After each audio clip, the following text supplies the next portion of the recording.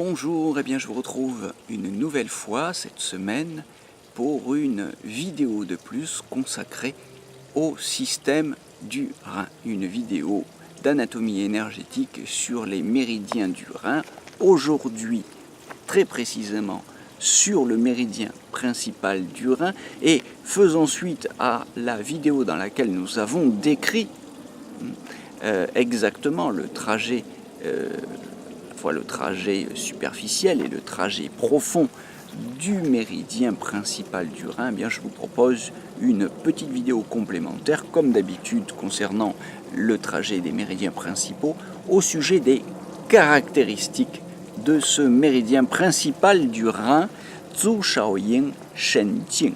Zhu Shaoyin, c'est Zhu le pied, Shaoyin le petit yin, Shen le rein, Jing le méridien. Donc le méridien du rein, petit yin de pied.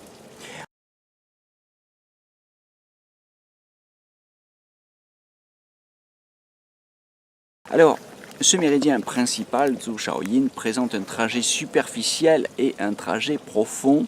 Ça ne vous étonne plus, ça fait partie des caractéristiques des méridiens principaux.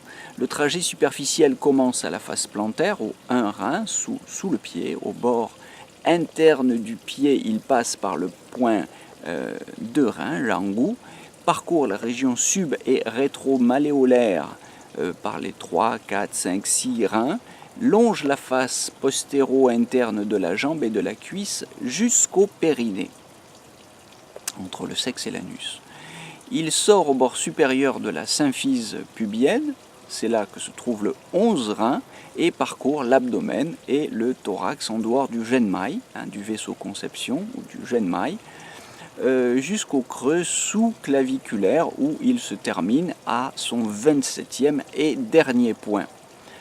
Par ce trajet, le méridien principal de Zhu Shaoyin est en relation avec le méridien principal de la vessie, dont il reçoit son énergie selon le couplage yin-yang. Il est en relation aussi avec le méridien principal Shao Jue Yin, le maître-cœur, auquel il transmet son énergie selon la liaison yin-yin par anastomose, cœur vers le 17 genmai et du 17 genmai au 1 maître-cœur Tianzhi. Et il est enfin, ce méridien du rein, en relation avec le méridien principal Shou Shao Yin de cœur, donc le petit yin de main, c'est-à-dire le méridien du cœur avec lequel il forme le méridien unitaire Shao Yin, selon la liaison yin-yin, là encore par anastomose. Le trajet profond part du périnée, gagne le 1 vessie, monte à l'intérieur de la colonne vertébrale jusqu'à la deuxième vertèbre lombaire, puis se relie au rein et à la vessie. Par ce trajet, le méridien principal de Zhu Shaoyin, le méridien du rein, est en relation avec les reins, avec la vessie, avec le foie, avec le diaphragme, avec le poumon, le cœur, la trachée et jusqu'à la racine de la langue. Voilà, donc beaucoup de relations. C'est pas sans nous étonner puisque le rein est une source d'énergie, des sources de l'énergie innée qui vient nourrir et conforter tous les tissus. Vous voyez qu'il est en relation avec les 4 autres organes auxquels il va apporter de l'énergie quand ils en auront besoin jusqu'à la fin de notre vie. C'est le ministère des Finances, pour le dire simplement, qui va nourrir, qui va approvisionner tous les organes essentiels pour que l'énergie puisse leur permettre de remplir leurs fonctions. Alors, notez quelques points de croisement avec d'autres méridiens, points de croisement tout à fait remarquables. Le 6 rat, grand point de réunion des 3 yins de jambes.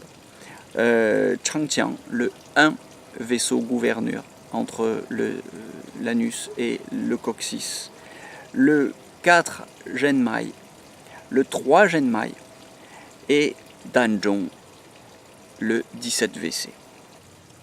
Voilà, j'espère que cette vidéo vous aura été utile pour découvrir ou réviser votre anatomie énergétique et je vous donne rendez-vous très bientôt avec les formations énergie pour de nouvelles vidéos d'anatomie énergétique sur les points d'acupuncture, sur les méridiens, sur la théorie du système des méridiens. Tout cela est en ligne gratuitement sur YouTube, mais ça ne vous empêche pas de venir partager avec nous une journée de formation ici ou là, ou une formation complète pour vérifier où vous en êtes et éventuellement approfondir certaines questions de détail.